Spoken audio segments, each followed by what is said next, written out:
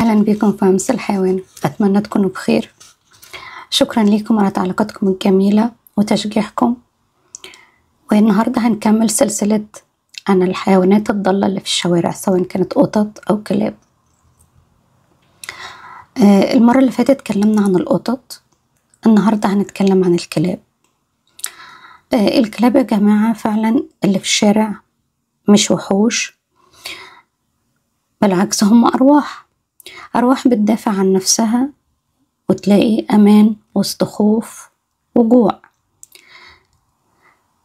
الحيوانات دي يمكن تشوف كلب بيهوهو أو يبعد عنك بسرعة، ده مش معناه إنه كلب مؤذي أو لكن إنه تعرض لعنف قبل كده وخايف، لأن تعرض لعنف من بشر، إنسان ضربه عذبه أو كان في بيت وفجأة لقي نفسه في الشارع. الكلب اللي بيتربى في البيت وبعد كده بيترمي في الشارع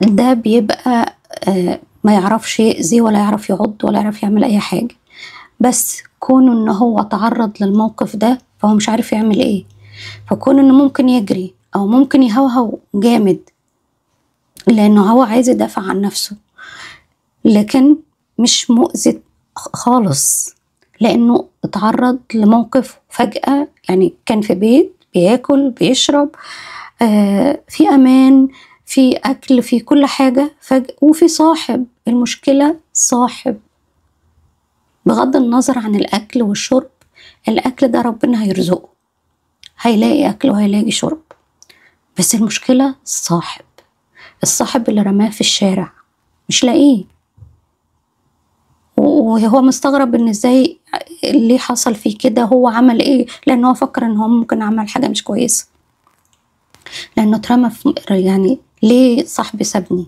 ليه؟ فيا جماعة الكلاب اللي في الشارع مش مؤذية، وممكن يكون كلب برضو فعلا عادي في الشارع ما اترماش من بشر، لكن اتعرض لأذى، اتعرض لحد ضربه عنفه، شاف موقف حد ضربه، حد جري وراه.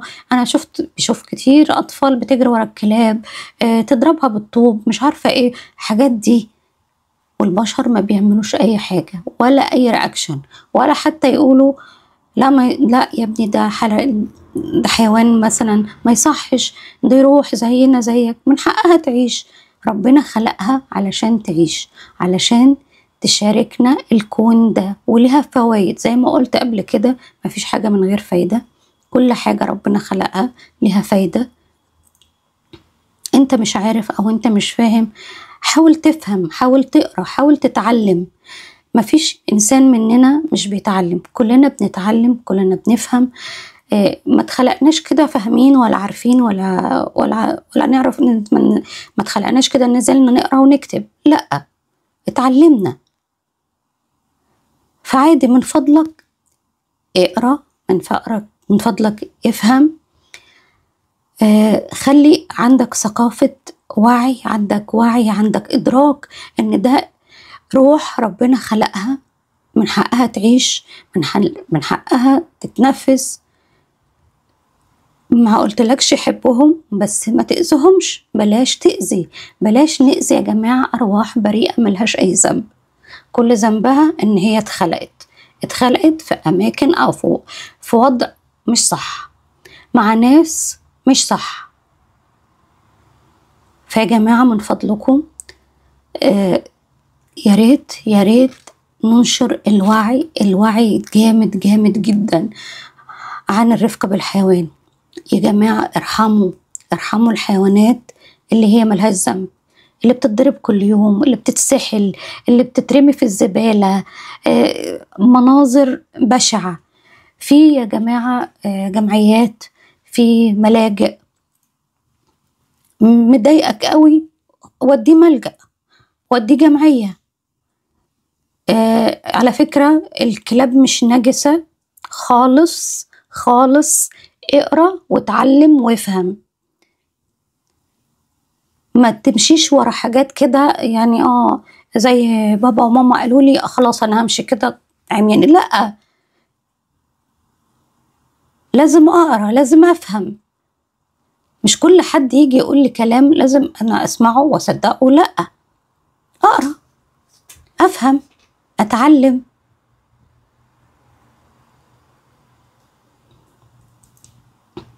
الحيوانات بريئة، مش مؤذية، لازم يا جماعة نديها حقها. يعني أنا المرة اللي فاتت في الفيديو اللي فات قلت أبسط حاجة، حط مية قدام بابك وسيبها. يعني ملاش لا تعمل، ما تعملش مجهود يا جماعة، ما تعملوش مجهود، هو كل حاجة شوية مية بس كده قدام بابك، مش هتخسر حاجة، مش هتخسر حاجة لو عملت كده، بالعكس.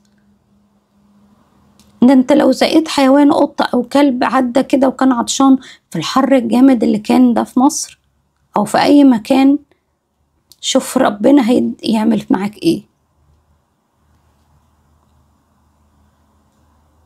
فانت ليه ما نعملش حاجة كويسة بدل ما نعمل حاجة وحشة؟ ليه ما نبقى يعني الطباع اللي متاخدة عننا ان احنا ما عندناش رحمة، ما عندناش إنسانية، ما فيش ثقافة؟ ليه ما يبقاش فيه ثقافة ويبقى فيه فهم وفيه ناس بتفهم وتتعلم؟ مش عيب ان احنا نقرأ، مش عيب ان احنا نتعلم، مش عيب احنا نفهم. بالعكس، لما امسك كتاب واقرأ وافهم منه واتعلم، ايه المشكلة؟ فجماعة من فضلكم عايزين ننشر الوعي ضد الحيوان. الحيوان بريء. ده يعني فيه ناس بتستعمل الحيوانات حتى اللي هي مثلا سوري بنركب بيها، يروحوا أماكن أو يجيبوا بيها حاجات، يشيلوا عليها حاجات، برضو ما بيرحموهاش، بيشيلوها أكتر من حملها. يعني مثلا واحد عنده حمار بيوديه يروح الغيط مش عارفة ايه ويجيب له حاجات، لا، بيشيله فوق طاقته. بدل ليه؟ الرحمة فين الإنسانية؟ علشان هو يقولك مش قادر أشيل ده، انت ما بتشيلش غير اللي انت تقدر عليه، فليه تشيله فوق طاقته؟ الحيوانات يا جماعة ليها فايدة ومش مؤذية. الكلب مش مؤذي جدا، بالعكس، ده صديق مخلص جدا جدا ووفي جدا، أحسن من صديقك. انت لازم صديقك ده لازم ان انت تقوله كلام، لازم تسمع منه كلام. ما تقولوش كلام مش هيقولك كلام. هتساعده هيساعدك. هتروح معاه مشوار هيروح معاك مشوار. لكن الكلب من غير ما اي حاجة انت تطلبها بيعملها. هو عايزك مبسوط، هو عايز يرضيك وبس، لانه بيحبك. هو بيحب. الحيوانات بتحب يا جماعة من غير شروط، بتحب صاحبها جدا ايا كان الحيوان، سواء كان حمار او حصان او كلب او قط. يا جماعة الحيوانات فعلا بتحب اصحابها جدا، بتحاول ترضيهم بكل الطرق، لان هم ما يعرفوش اللي يحبوا، وهم عارفين ان ده صاحبهم وعايزين يرضوه مش اكتر. صاحبك مش هتلاقيه في وقت شدتك، صدقني، نوادر قوي، نوادر قوي دي. لكن الكلب هتلاقيه جنبك وانت متضايق وزعلان، انت عارف هيمسح لك دموعك لو انت نزلت دموعك على خدك. الكلب بيعمل كده، والقط كمان. فبجد يا جماعة ارحموا، الرحمة حلوة قوي. قدرت تاخده في البيت وتتبناه وترعاه، اكيد ربنا هيباركك وهيدي لك بركة في البيت، وهيكون سبب بركة في بيتك. مش قادر كده، ولا ميزانيتك، او انت مش بتحب الحيوانات او بلاش تأذيهم. الأذى يا جماعة لأ، بلاش نأذي حيوانات ملهاش أي ذنب، بس ذنبها إن هي اتوجدت في أماكن غلط. فمن فضلكم انشروا الفيديو علشان كلنا نتعلم وكلنا نفهم ويبقى عندنا وعي والناس تفهم. عايزين ننشر الوعي ده جامد، ونكون الناس فعلا ما تأذيش الحيوانات، لأن هي كائن ليه روح، ليه بيتنفس، بيفهم، بيزعل، بيتضايق. ربنا خلقه يعني يبقى من حقه يعيش. لو ما كانش من حقه يعيش ربنا خلقه ليه؟ فيا جماعة من فضلكم ما تؤذوش حيوانات. الرحمة الرحمة الرحمة الرحمة عمرها ما كانت ضعف، بالعكس الرحمة قوة. الرحمة قوة.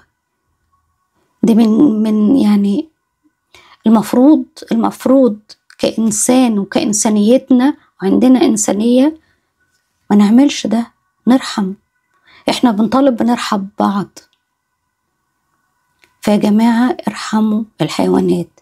الحيوانات كائن جميل جدا وفي الكلب كائن جميل وفي، بيحبك بيحبك بيحبك بيحبك من غير شروط، من غير ما يطلب منك حاجة، من غير سواء انت حبيته او حبيتوش، بس كون ان هو موجود معاك في البيت، هو انت صاحبه، بيحبك بكل عيوبك، كل عيوبك وبكل مميزاتك هو بيحبك. ما قالش عشان مش بحب ده، علشان التصرف ده ما عجبنيش، مش بحبه علشان ضايقني ومش اطلاقا. بيحبك بمميزاتك بعيوبك. فلو سمحتوا بلاش نأذي. هدف في القناة الرفق بالحيوان يا جماعة، لازم نرأف بيهم.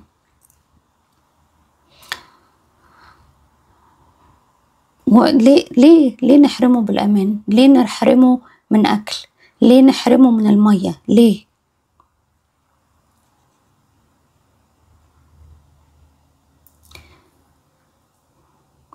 وبكرر تاني، لو مش قادر تحب ولا تساعد ولا تعمل أي حاجة بلاش تأذي.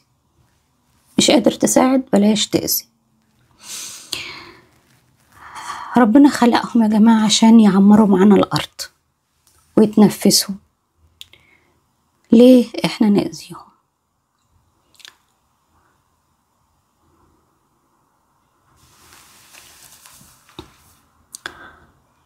ولازم فعلا نرحم يا جماعة، ولازم يكون عندنا رحمة علشان فعلا نكون عندنا إنسانية ونقول إن إنسانيتنا لسه بخير. وأتمنى لكم من كل قلبي كل خير وكل سلام وكل حب. ما تنسوش لايك وشير وسبسكرايب، واستنوني في فيديوهات تانية كتير. وشكرا ليكم تاني مرة لتعليقاتكم الجميلة ولتشجيعكم. باي باي.